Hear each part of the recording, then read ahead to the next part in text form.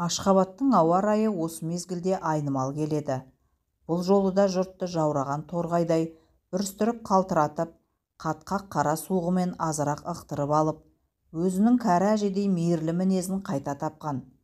Байқампаз кісіге көктем нышаны білініп-ақ тұр. Ымырт үйіріле қылаулап түскен қауырсын қар жерге қонақтамастан жидеп кетті. Жылымық лемі жібек орамалдай желпіген наурыздың алғашқы аптаның бірінші күні, дәлірек айтқанда түні еді.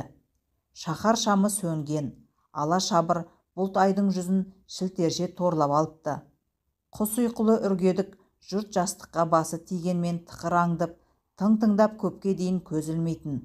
Қанша тырысқанмен сәдірдің де кірпігі айқаспай қойды. Ұйқысы қашқан адамның қаралай мазасы кететін әдеті ғой. Екі жамбасқа кезек аунап, дөңбек жумен түннің жарымын өткізсе де қалың ойдың қамауынан шыға алмай жатыр. Ел басына зобалаң күн туды. Кеңестер одағының түкпір-түкпірінде қараулығын қараңғыны жамыла іске асырып, жемтігін 7 күнде ілетін құзғындар қаптап кетті. Адам қолымен жасалған зұлымдықтың неше атасынан аспандағы ай түнеріп, жұлдыздар қалтырайтын болды. Әркім өз көлеңкесінен қорқып, кісі қарасынан үркіп, егіз туған емшектісінің есігін ашуға сескенетін сұрқия заман орнады. Ақ пейіл дос алакөз дұшпанға айналды. Қала шетіндегі биік шатырлы, кең шарбақты үлкен үйдің сыртында екі адам қараңдағандай болып еді. Ізінше ит үріп, іргеден тықыр шықты. Едел-жедел есікте қағылды. Түнімен бесік таянып, көз шырымын енді ала берген жас келіншек ұшып тұрып, шам жақты. Үрпейіп ояу жатқан отағасына қарады. Иесі иек қағысымен кідірме есіктің ілмегін ағытқаны сол екен. Қанын ішіне тартқан қара киімді екеу сопаң етіп, үн-түнсіз кіріп келді. Біреуі төсегінің бас жағында отырған ақ құба, қыр мұрын, толқынды қара шашын кейін қайырған, қасы қиылған сәдірге состиып қарап, «Оразбаев жолдас, бізбен жүресіз» деп қысқа қайырды. «Зверев жолдасқа жолығуға болмас па екен?» Екіншісі үн қатпастан қолындағы ордерді көз алдына көлденең тосты. Тұтқындау туралы бұйрыққа НКВД бастығының өзі қол қойыпты. Сәуірдің тілі байланып, көк желкеден соққы тигендей сілейіп отырып қалды. Мезгілсіз қонақтарды жыға танымаса да шырамытты. Жұрт үндемес атап кеткен үкімет адамдары. Көптен бері көңілін дауыл күнгі теңіздей сапырған беймәлім мазасыздық өзінен өзі саябырси берді. Жүрегі құрғыр бірдеңені сезген екен. Күнде біреу ұсталып, күнде біреу атылып жатқанын естіп, біліп жүрген. Ел үшін үрей буып тұр. Ауызға ілігіп ат арқасында жүрген азаматтың көбі халық жауы атанып із-түзсіз кетті. Бәсе, бұл нәубеттен менің тыс қалатын орным жоқ еді-ау. Кезек келген екен ғой, деген бір үзік ой санасын жай отындай тіліп өтті. Ұзын бойлы, сымбатты жігіт киіне жүріп, қай жерден жаза бастым дегендей өткен күндеріне іштей шолу жасай бастады. Түріктермен арасында өскен сәдір кеңестік үкімет ісіне ерте араласа жүріп, талай сыннан өтіп төселген коммунист. 30-ның бесеуіндегі қылшылдаған қызыл большевик 15 жылдан бері партия жұмсаған жерден бас тартып көрген емес. Шақ адамда жебелде комсомол жастарының ұйымын құрысты. Үгіт насихат жұмыстарына жегілді. Бір мезгіл совнарком қызметін атқарды. Халықты ұлт-ұлысқа бөліп жармай, бір тұтас кеңестік еңбекшілер қоғамына адал қызмет етуге бар күш-жігерін жұмсап, қазақ пен түркменге тең қарады. 3 тілге бірдей шешен, ісі түсіп алдына барған кісінің шаруасын жедел бітіріп жіберетін сауатты, көсем жігітті жергілікті жұрт жатсынбады. Әділдігін, бірлігін бағалады. Бұл да шамасы келгенше бұқараның сөзін сөйлеп, жыртысын жыртты. Қарапайым халықтың мұң-мұқтажына қарасты. Қайбір істі бастамас бұрын елдің пікір пайыммен санасты. Беделді қызмет тұғырына қонғанмен әй кәпір атанбады. Жаңылыс басқан жері, ағаттық жіберген тұсы бар ма әлде? Қашанда үлкен кішінің алғысын алумен жүрді емес пе? Біреуге қылған қиянаты да жоқ сияқты еді.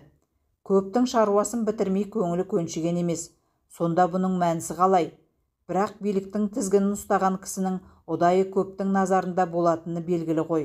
Сол көпшіліктің ішінен бір күншіл, бір күңкіл шықпасы не ғайбылау. Көптен бері көкейінен ұры күшіктей жылтыңдаған күдік көлеңкесі кетпей қойған. Басында бұлт үйіргелі 3-ші жыл. Бұдан сол 3 жыл бұрын большевик қатарынан саяси сенімсіз мүшелерден тазарту науқаны басталып, бұның да мәселесі бірнеше қайтарыла талқыға түскен болатын. Бастауыш ұйымы мәжілісі деді, жалпы жинақ деді, бюро деді, жауаптың астына алған. Сондағы сұрайтындары, байдың қызын комсомолға өткіздің бе? Нағашыларың кеңес өкіметіне қарсы шыққан адай бандыларын басқарыпты. Олармен байланысың болды ма? Кінәратсыз партия кеңестік өмірбаян бәле-жаланың бәрінен аман алып шыққан. Жалақорлар таққан кінә, ұлтшылдылығы да, саяси қателігі де айғақсыз болып, құрулы тұзақтан құтылған. Дұрысы құтылдым деп жүрген. Бірақ бұл жолы қармаққа мықта біліккен тәрізді. Бұйрыққа өзін ертеден білетін Зверевтің өзі қол қоюына қарағанда тұтылудың тегін еместігін сезеді. Не де болса жоғарыдан келген кесім деп түйді Сәдір.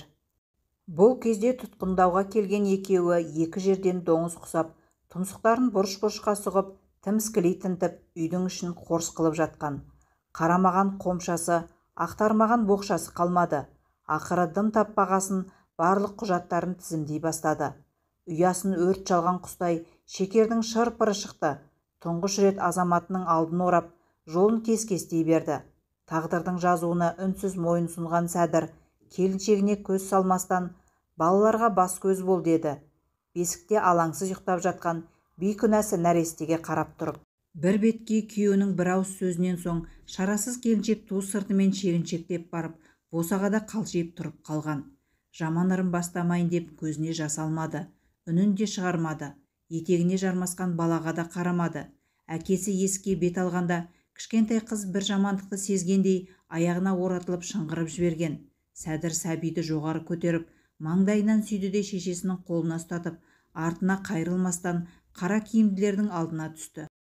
Өзінің кінәсіздігіне, үкіметтің әділдігіне имандай сенгендіктен бүгежектемей тысқа еңсесін тік ұстап шықты.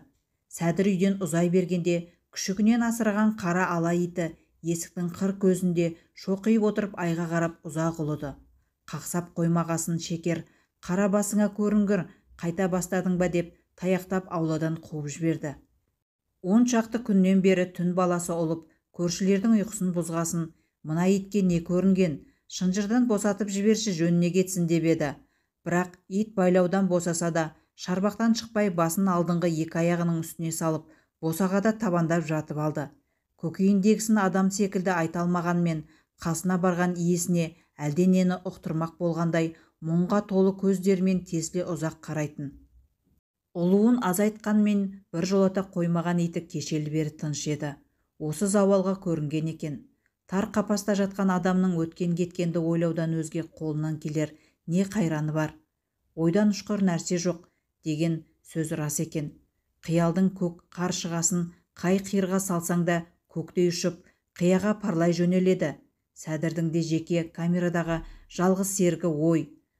Түпсіз тұңғиық ой теңізімен шым батып, шырмауық естеліктер желісін үзе алмай әлек. 30-шы жылдардың басында Ташауыз көне Үргеніш маңына көшіп келіп, жағалай жаба салмаларын паналап жатқан босқын қазақтар көп еді. Ата-аналары аштан аурудан өлген жетім балалар топ-топ болып базар жағалап, алатаяқтылардың көзін ала бере бірдеңесін қағып кетіп, ұрлық қолымен өзек жалғап, үйсіз-күйсіз шұбырып, қаңғып жүретін. Сол кір-қожалақ өрім-өрім аш-жалаңаш балалардың аянышты түрлері әлі көз алдында. Көрінгеннен көмек дәметкендей, олай-бұлай өткендердің қолына қарап, жаутаңдап, жол тосып тұратын. Кейін солардың көбіне қамқор болып, интернатқа алғызып, киіндіріп, тамақтандырып, сабақ оқуға мүмкіндік жасады. Жергілікті басшылар арасында шала сауатты, шолақ белсенділер жетіп артылатын. Солардың бір қатарын өкілдік қызметін өтеп жүріп, жұмыстан алған кезі де болған. Соқаға жегетін жалғыз өгізі барды. Құлақ әкесінің жаназасын шығарғанда, молда деп жер аударып, Бұқараны өкіметке өшіктіріп, өзімбілдікке жол берген басқармалар еді олар. Ойлап отырса, нағыз жалынды жастық шағы ат үстінде өтіпті. Алдына көмек сұрап келген кісінің қолын бос қайтарған емес. Талай жарлы Жақыбайды өз қалтасынан тамақтаған, Бірақ бұны іс бітпесін бөлген Сәдір олардың басын біріктіріп колхоз құрамаса болмайтынын жақсы түсінді. Барар жер, басар тауы қалмай, бет-бетімен босып жүрген қазақтар тоз-тоз болып құрып кетудің азақ алдында еді. Босқан жұртта тазалық қайдан болсын? Жас нәрестелер іш ауру, тырысқақ секілді індеттен шетінеп жатты. Ересектер мен балалардың да үсті-басы биттеп ағып, бастары таз, қышыма қотыр болып жүргендері көп. Қайран 25 ай, ол кезде қорқу, сақтану дегенді білді ме? Өзі де тәуекелшіл еді-ау. Тәуекелге бармауға болмайтында уақыт еді ол жылдары. Елдің алды аштан қырыла бастаған.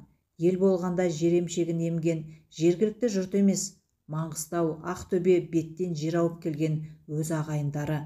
Кейбіреуі кетектегі көтеріліске қатысып, қудалау басталғасын қашып келгендер. Қолындағы бала-шағаның таңдайына тартып отырған бірлі-жарым түйесін барымталап, ортақтың малына қосса, өзін құлақсың деп колхозға кіргізбесе, ол адам көтеріліске шықпағанда қайтеді.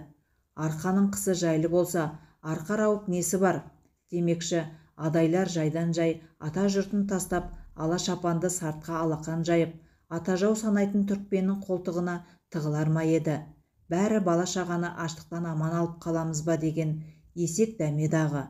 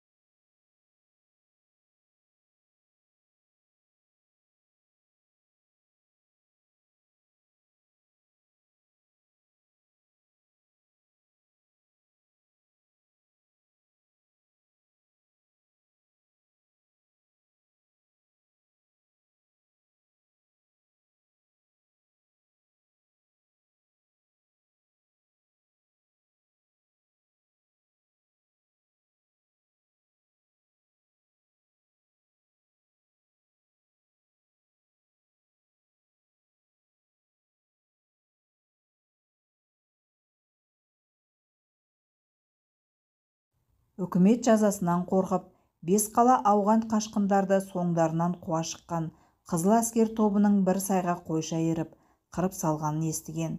Орысқа сенбе, суға сүйенбе деп мақалдайтын үлкендер жағы жазалаушы отрядтың жан түршігерлік озбырлығынан соң қара орыс, сары орыс бәрі бір орыста десіп жағаларын ұстаған. Енді сол оқтан аман қалған қандастарын аштық араннан сақтап қалу сәдірге сын. Соры қалың елді көре тұра аштан қырып алмаудың амалы.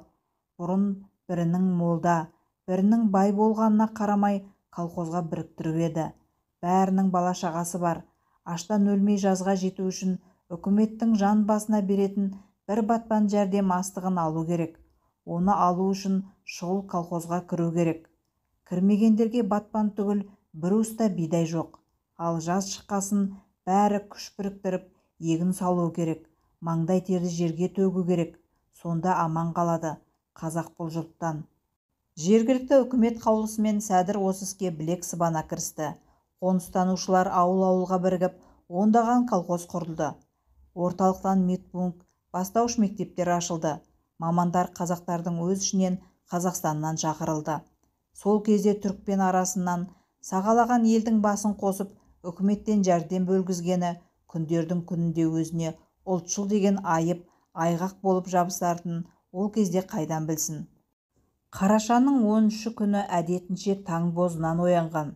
Терезе саңылауынан сыздықтай соққан жел ызғарынан тұла бойы қалтырап тоңып жатыр екен. 40 қырау әйнекті қырау тұтып қалыпты.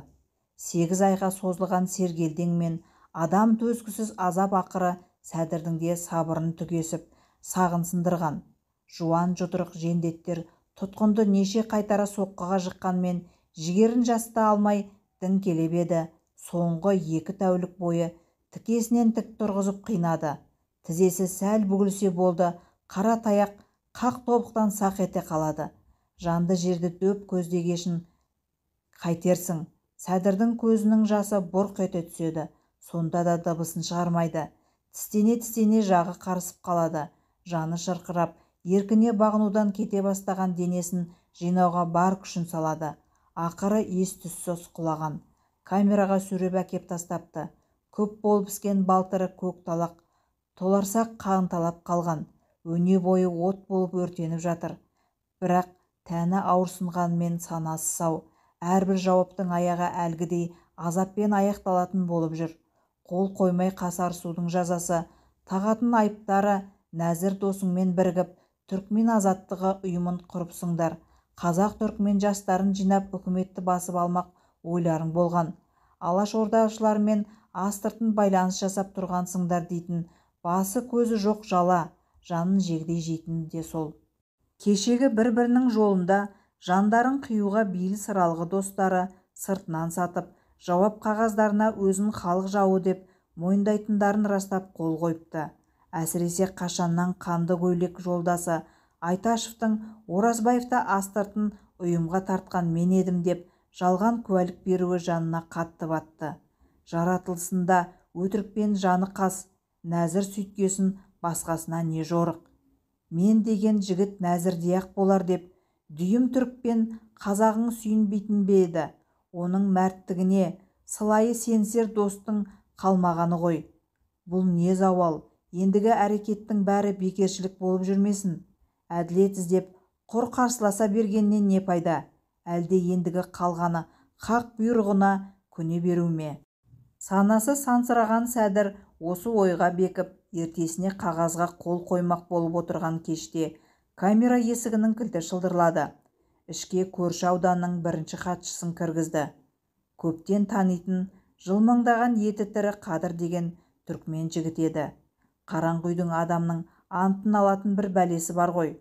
Көзінің оты сөніп жасып қалыпты.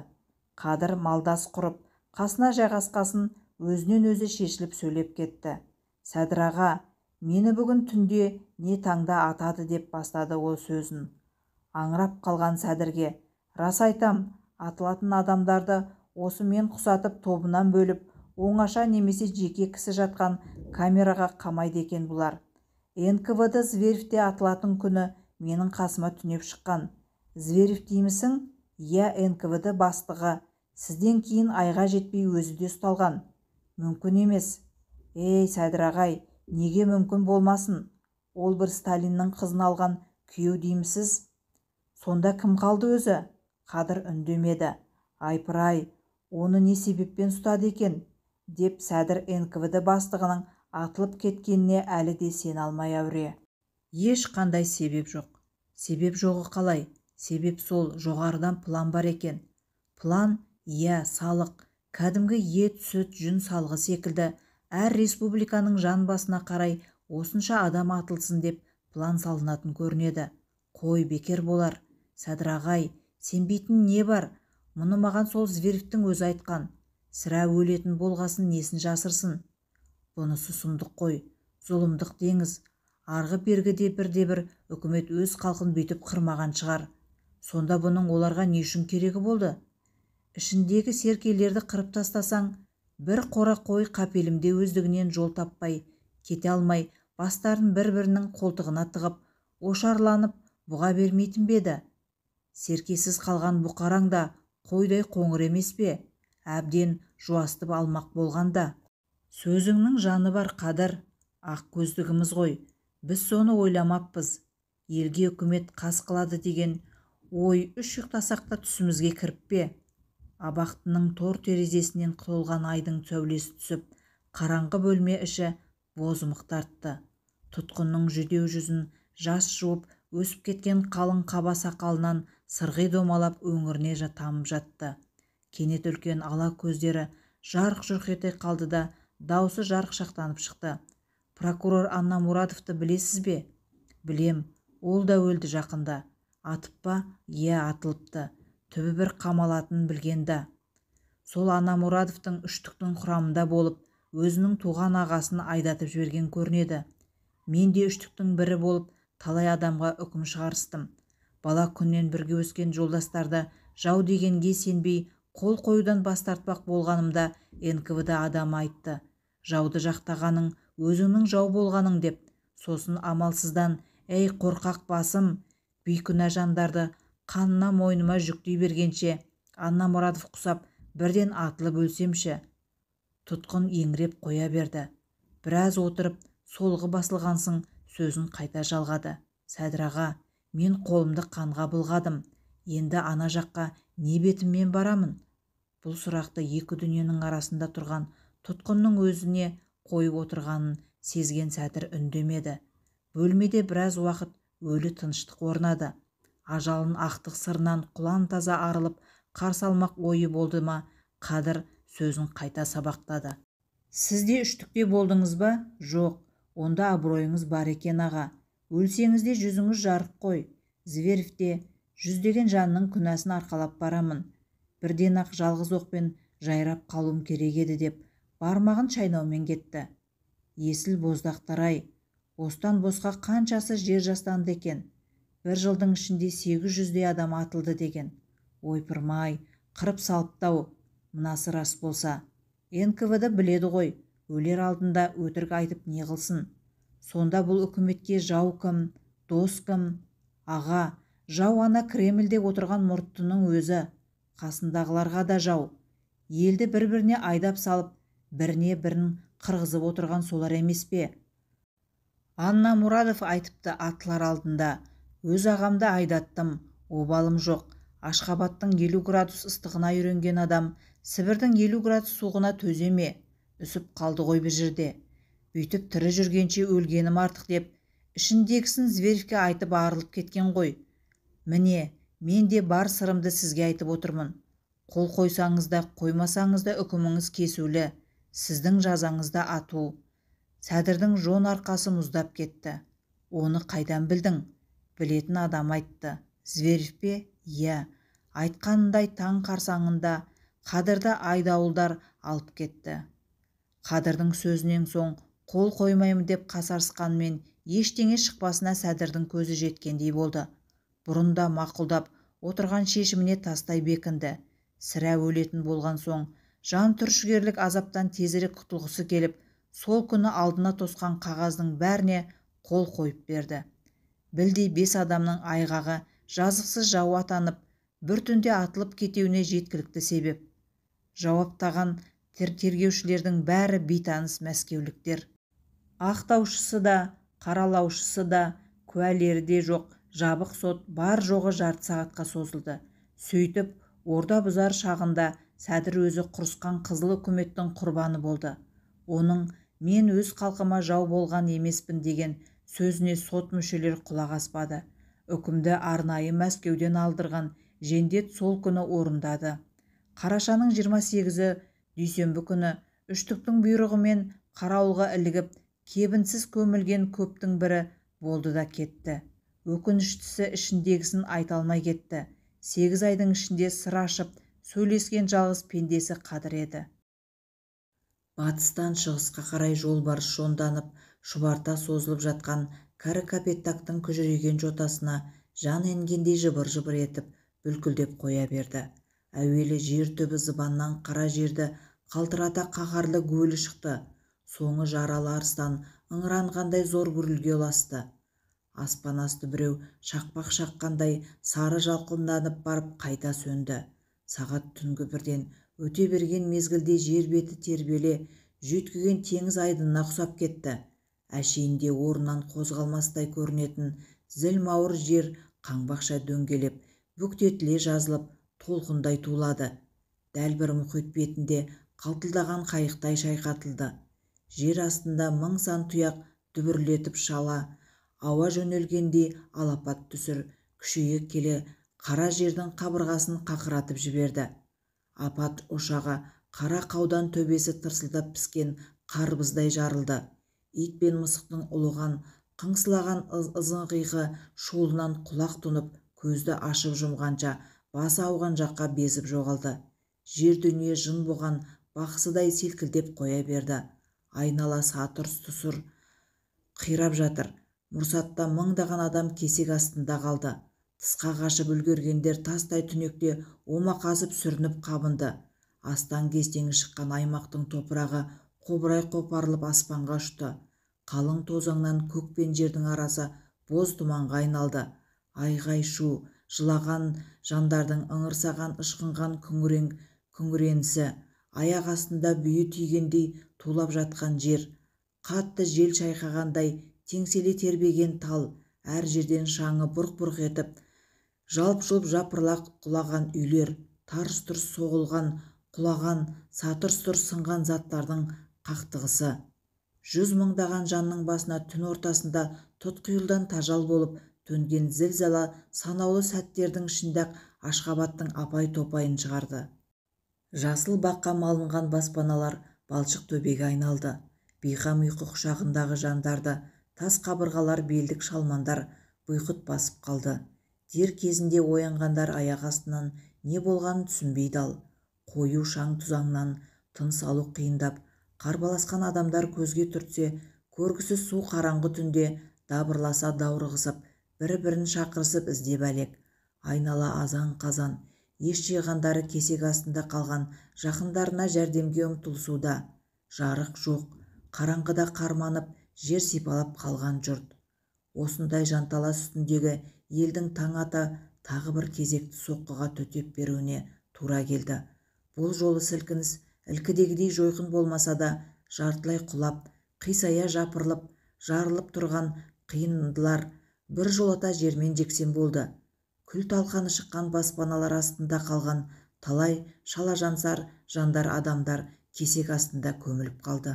Таң бозара әр жерге шоқ-шоқ болып жиыла бастаған жұрт бірін-бірі түгендеп, үйінді астынан жақын жуық көрші көлемін аршып ала бастады. Белсендірек қимылдап жүргендер ер азамат, көзі ашық әйелдер, бала-шаға еңіреп қалған кәрілер жоғалтқандарының түсін түстеп, солардан көмек сұрасты. Ашхабадтың аптап ыстығына қақталып, кеуіп тұрған көне саман үйлердің қолдан басқан құрғақ кірпіштері 9 балдық тербеліс соққысына шыдамай саудырап шашылып қалған. Құдай қарасқан жандар пештің бұрыш-бұрыштың қуыс-қуысында қалып, төбенің мойындықтың ойылған саңлауынан дыбыс беріп, өмір үшін күресіп жатыр. Бәрі аяқ астынан болды. Мезгіл қоңыр күздің ортасы болса да, қала халқы жанға жайлы, жылымық кешті қызықтап, жұлдыз шыққанша қыдыратын. Оқтау, түзу көше бойы, екеуден үшеу-төртеуден серуенге шыққан қыз-жігіт, көңілді жастар, тыныс алтында бой жазып, бала ойнатқан егделер, қалың ағаш жапырағын жамылған көрікті қалақ тұрғындарының күндізгі қапырықтан бір сәт серігіп, рахаттанып қалатын кезі осы күн батар шақ.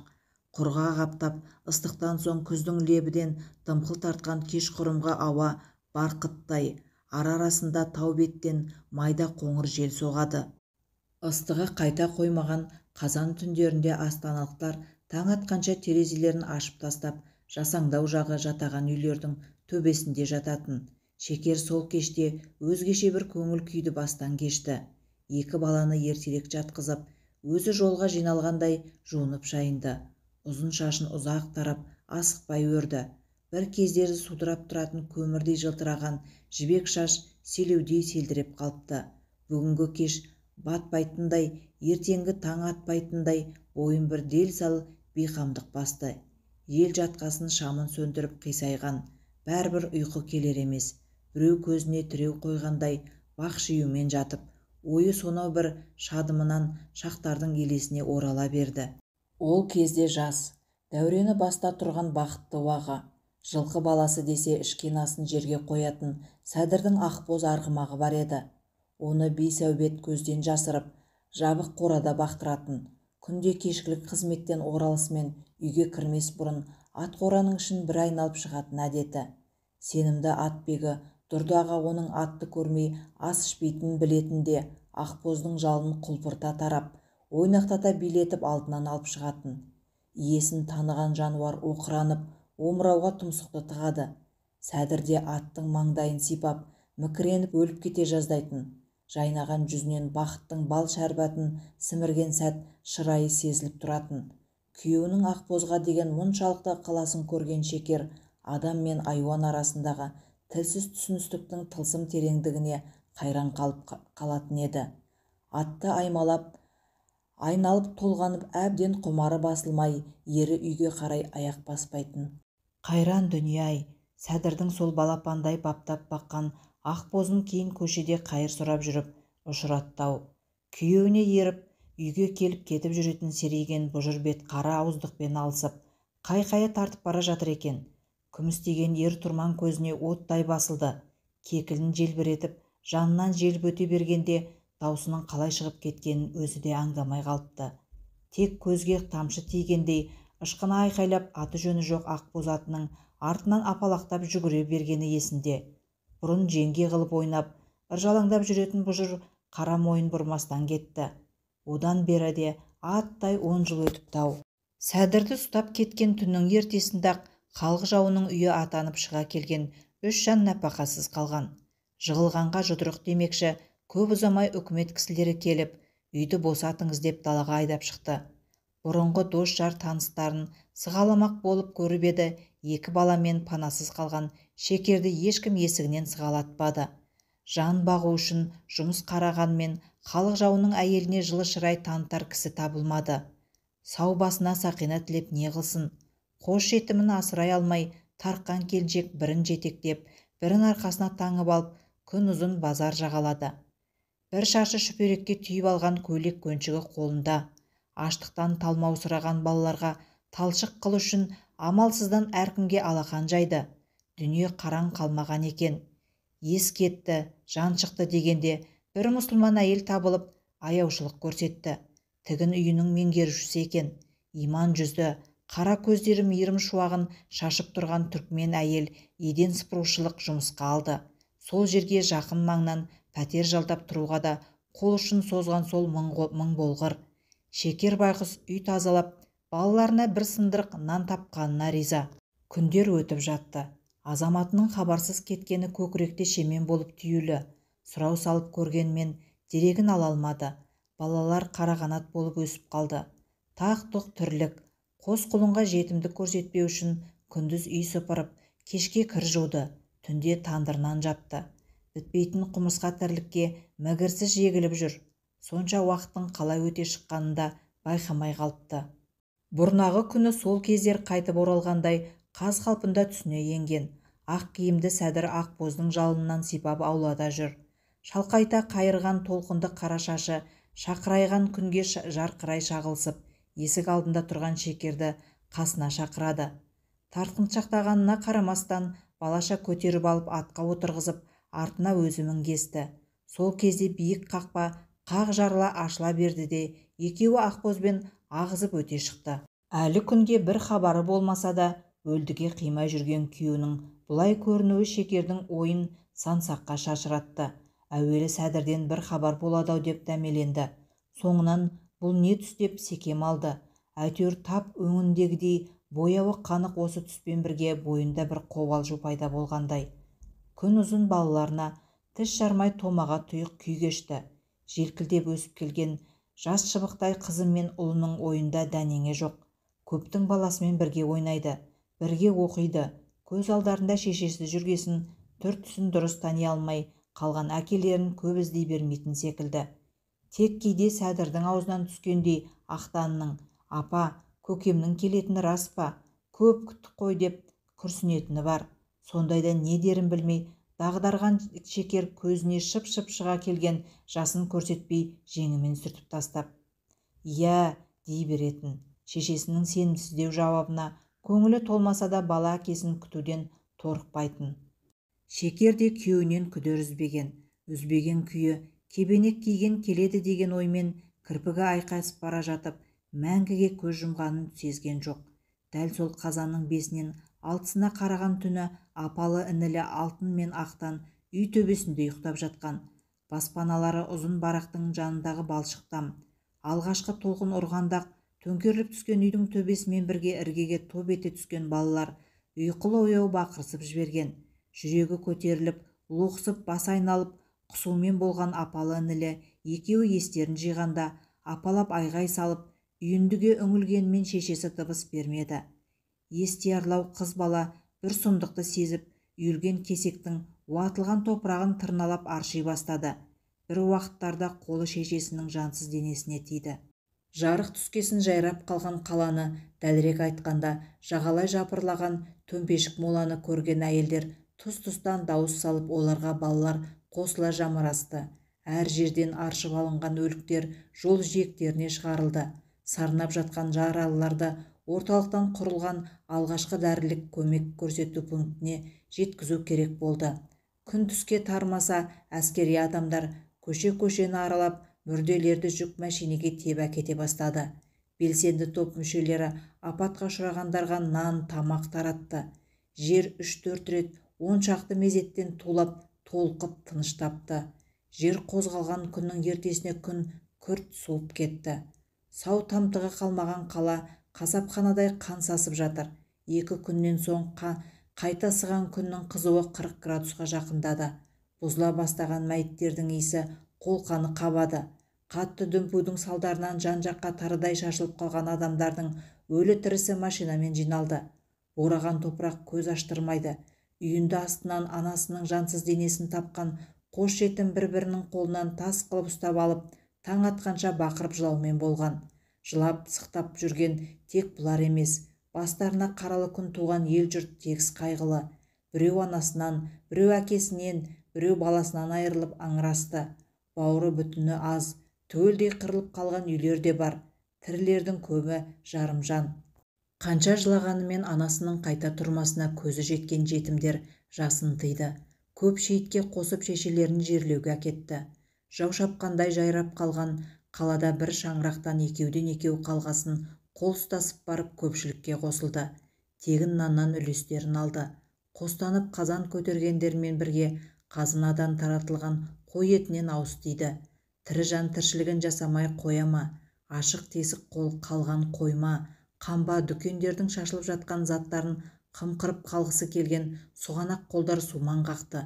Бірақ қазына мүлкін олжалағандар жазасыз қалмады. 2-3 түйір кір сабын, бір шаршы бүлікші шымжым қырғандар табанда оққа ұшты. Жоғарыдан қоғам мүлкіне қол сұқпаңдар, жас кәрісіне қарамай атылсын деген қатаң жарлық шығыпты. Көпшілік арасынан атылып жатқандарды көргендер шашылып жатқан қызыл дүниеге көз салуға қорқатын болды. Оның үстіне қалаға жақын жердегі түрменің қабырғасы құлап, жүздеген жазалылар бостандыққа шығып кетіпті деген суыт хабар шығып, жұрттың зәре иманы қалмады. Енді зілзаладан аман қалған бұқараға бұзақылар қауіп төнді. Қаруланып алған қылмыскерлер пәлен адамды қойша бауыздап кетіпті. Қыз зорлап, кісі өлтіріп, білгенін сүріп жүрміс деген дақпырт ел ішінде гу-гу болды. Бірақ үкіметтің қолы ұзын, жан-жақтан жеткізілген қарулы жасақ олардың тайраңдауына жол бермей, топ-топымен қайта ұстап, қамауға алынды. 3-4 күнде сауда-саттық қоғамдық қызмет орындары жұмыстарына кірісіп, тіршілік өз ырғағын қайта тапқандай болды. Көп ұзамай панасыз қалған жетім балалар тізімделіп, жақын маңдағы балалар үйіне әкетіле бастады. Алтын мен Ақтан Қазақстанға, Қызылорда қаласына түсті. Күтуші әйелдер екеуіне қарап, сендер қазаққа ұқсайсыңдар ғой, деп еді. Қазақпыз, деді Алтын. Руларыңды білесіңдер ме? Адаймыз, деп Ақтан жауап берді. Сөйтіп интернаттың қатықсыз көже, қара нанымен жүректерін жалғап, көп жетіммен бірдей күнелтіп жатты. 2 жылдай тумаластардың жұптары жазылмады, бірақ тағдыр алдарынан тағы бір сыйын тосып тұр екен. Айрылсар күнде келді. Естиярлау балаларды бөліп Гурьевке жібереді деген хабар тарады. Ішінде Алтын да бар болып шықты. Інісінің жылағанына, апасының жылағанына қараған ешкім де жоқ. Бір күні топ баланы тізімдеп, тиеген пойыз батысқа қарай жөнеп кетті. Қоштасарда бой жетіп қалған қыз інісінің ып-ыссы жасын саусағымен сүртіп тұрып, қалайда бір-бірімізді іздеп табамыз, осыны ұмытпа, деді. Кететіні белгілі болғалы құлағына құя берген бір ауыз сөз өсиеті осы еді. Тағдырдың мұндай тұтқиылы шешіміне мойын сұнықсы келмеген Ақтан пойыздың соңынан қалмай өкпесі өшіп, сүрініп құлағанша жүгіре берген. Жыланша ирелеңдеген ұзын састав құйрығын бір бұлғап, көз ұшында бұлдырап көрінбей кеткенше жүгірді. Бір жеті көкжиекке сіңіп кеткен қос рельс көпке дейін пойыз доңғалағының ырғағымен даңыл қағып тұрды.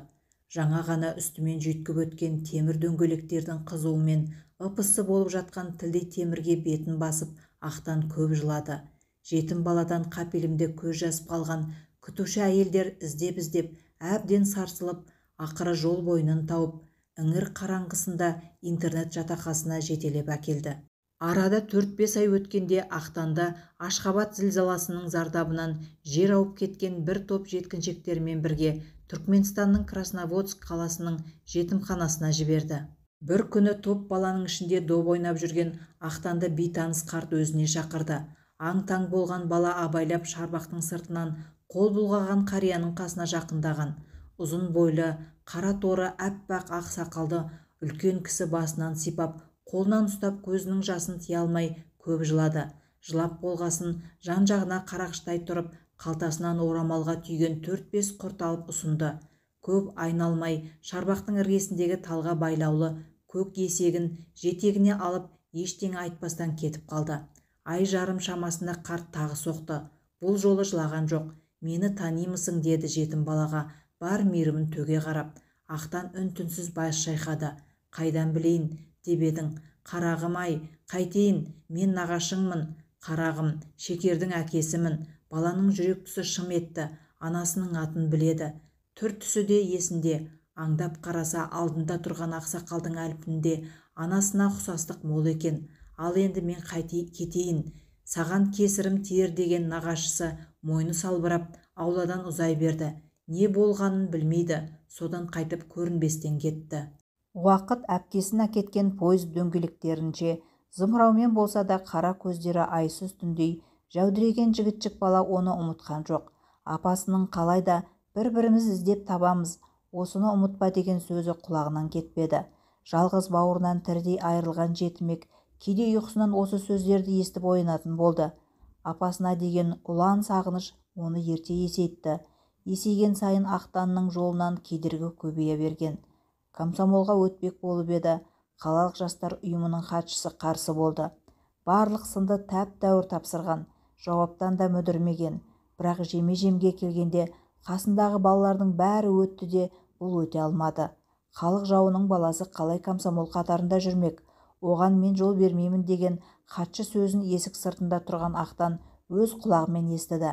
Бір уақыт үзінсіздіктен соң бір ызғарлы дауыс: нағыз комсомолға өткісі келсе, әкесінен бас тартқанын айтып арызын жазсын менің атыма.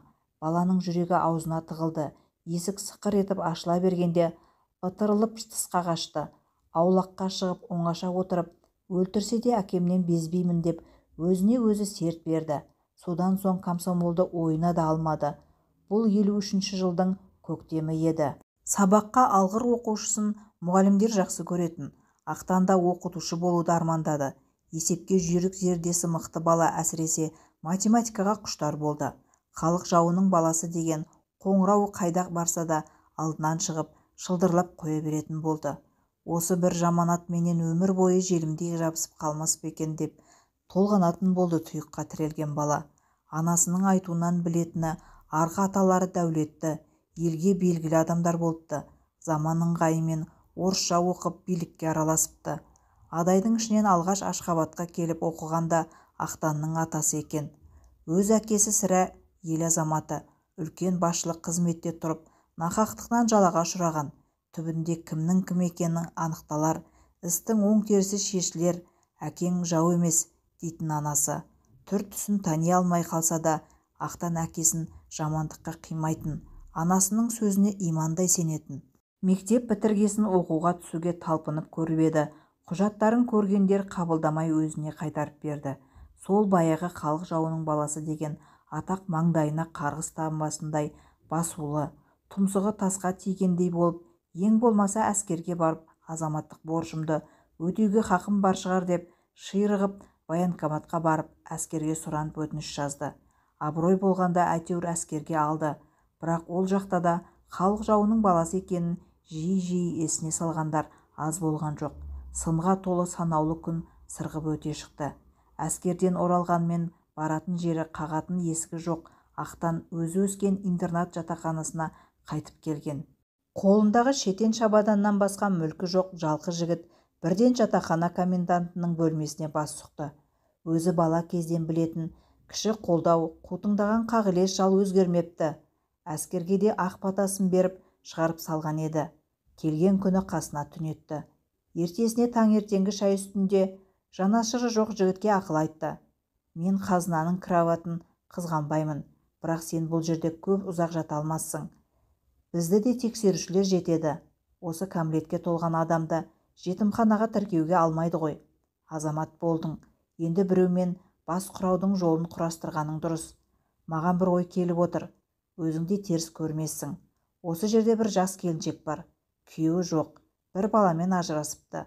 Өзі артық сөйлемейтін, аузына күтім адам. Айтуынша күйеуі көрмеге тәп-тәуір болғанмен зыр-зыбылдау, қолының сұғанақтығы бар жігіт болған білем. Басыңды ауыртып не керек, қанша айтса да сол әдетін қойдыра алмапты. Содан сенің ұрлықпен тапқаның тамағыңнан өтер емес. Жөн-жөнімізді табалық деулі. Жатақхананың ішін жуады. Түйанадай тас үйі бар. Соған жолықшы, әуелі пәтершілікке сұран. Көңілдерің жарасып жатса несі бар, қолына кіріп аларсың. Екеуіңде бойдақсыңдар. Не айыбы бар? Жасы сенен аздап үлкендеу болуы мүмкін. Нешеуа? Әңгіме жаста емес, баста. Сірә екі бастан екеу күйеу керек, саған әйел керек дегендей. Екі қоянды бір оқпен атып, әрі үйлі, әрі әйелді боласың деп кеңкілдеп күліп қойды арасында. Ей бала, бұл қалжың емес, тақаш шыным. Тек жаным ашығаннан айтып отырмын. Өзі бір жөні түзу биязы бала. Түсі қара болғанмен түсінігі мол. Комендант шалдың айтқаны айнымай келді. Жесір келіншек жуас, жетім жігіттің кеудесінен итермеді. Пәтеріне тұрғызғанмен тықақтап пәтер ақы сұрамады. Отынын жарып, отынын жағып, оң қолдай орала кеткен жігіттің жұмсақтығын ұнатты. Бір үйге бір еркектің керектігі белгілі ғой. Бұрын отын түсіруге де, пештің тұрбасын тазалауға да адам іздеп әркімге бір жалынып жүретін жалғыз ілікті келіншек азаматқа жарды да қалды. Кірін жууды да бастан өз мойнына алған. Жылы шырай танытқан әйелді Ақтан жек көре қойған жоқ. Тағдыр табыстырған екі жарты бір бүтінге айналып, бірігіп түтін түтете бастады. Адам пенде өзін Құдайдың қайдан жарылқайтынын біле ме? Интернатқа күзетші болып жүрген Ақтан ойда жоқта тура Мәскеудің өзінен алақандай айбынды мөр басылған бағалы хат алды. Басында КСРО жоғары соты деген жазуды көргенде үркіп те қалған, бірақ қорқатын емес, қайта қуанатын хабар болып шықты. Сүттей ақ май жаққандай жылтыр қағазда ісі қайта қаралып, жазықсыз деп табылған Сәдір Оразбаев ақталды деген қысқа ғана хабарлама бар екен. Әскери коллегияның үкімі жазылған мөрлі қағаз Ақтанның қолына жіберген уағынан 2 аптадай кеш 58-дің күзге салымында тиіп еді. Пәрмені күшті коллегияның мәшіңкесімен басылған қысқаша анықтамасын оқығанда қам көңіл жігіт қуаныштан жылап жіберген. Жылдап күткені сол бір жапырақ қағаз болса, жыламай қайтсын. Алдағы өмір жолына жарық түсіретін киелі шам секілді анықтама қағазды жүрек тұсына, төс қалтасына салып, қайда барса да тастамай өзімен бірге алып жүретін болды. Іле-шала әкесінің 2 айлық жалақысы қолына тиген. Бұдан гөрі бешпетінің бір түймесі табылғаны артық еді. Өле-өлгенше тәберік деп мойныма тағып жүрер едім деп налыды Ақтан. Мұрагерлік қаржының шетін бұзбастан балалар үйінің шотына өткізді. Әкесі заң жүзінде ақталып, жұрттың көзіне бұрынғыдай жалтақтамай тура қарауға куәлік алғасын арқасынан таудай жүк түскендей болды.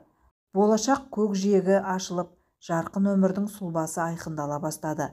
Сенім бар жерде сергек өмір бар. Көзіне күн нұры шағылысқандай жарқыл пайда болып, жүрегінде ыстық толқын ойнай бастады. Кешеудей болса да, қол жетпес арманы мұғалімдік мамандықты игеруге бел байлады. Ақтанға демеу болып, бар тауқыметті өз мойнына көтеріп алған әйелі: балаларға алаңдама, оқуыңды оқы, аштан өліп көштен қалмаспыз, қатарға қосылғаның бізге де абырой, деп ағынан жарылды. Өзінен әлде қайда жас, көрікті күйеуін қызғанып, берекесін де алған емес. Түсі қара болғанымен түсінігі молдығын танытты. Соның арқасында Ақтан қолына диплом алып, ұстаздарының ортасына математика пәнінің мұғалімі болып оралды. Әрбір шыққан күн тағы бір кешке ұласып, әр түннің жаңа таңға жол ашуы бағзыдан бері кезегін бұзбай келе жатқан тіршілік заңы. Ал адам баласының бәрі жаңа күннің шапағынан бір жақсылық күтіп оянатыны анық. Бір сарынды тіршілік ырғағы титықтатып әбден қажытқан кезде де адам пенде келер күннен бір жаңалық дәметуін қоймас. Өмірдің өзі де сонысымен қызық, сонысымен қымбат емес пе? Ал егер ұзақ жылдар бойы қуанышты хабар күтумен жүрсеңізше, онда кезекті күнді батырған сайын, айпырау, шынымен бәрі осылай өзгеріссіз қала бермек пе? Мен күткен жаңалықты ертеңгі шығар күнде әкелмес пе екен деп, бойлай күдік пен үміттің үздіксіз арпалысында жүрер едіңіз. Біздің кейіпкеріміз Ақтан Оразбаев та дәл солай әр таңды өз өміріне жаңалық әкелердей елеңдеумен күтетін. Сабақ бере бастағанына бірнеше жылдың жүзі ауған.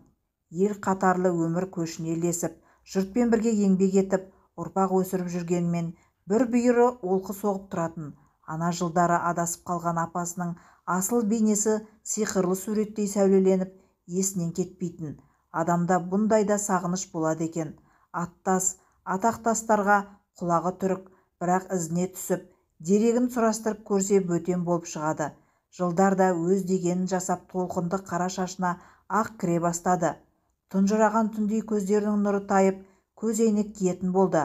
Ақ құба жүзіне әжім өрнек сала бастаған жігіт ағасының тек жұмсақ мінезі мен әдемі қоңыр даусы ғана өзгермеді.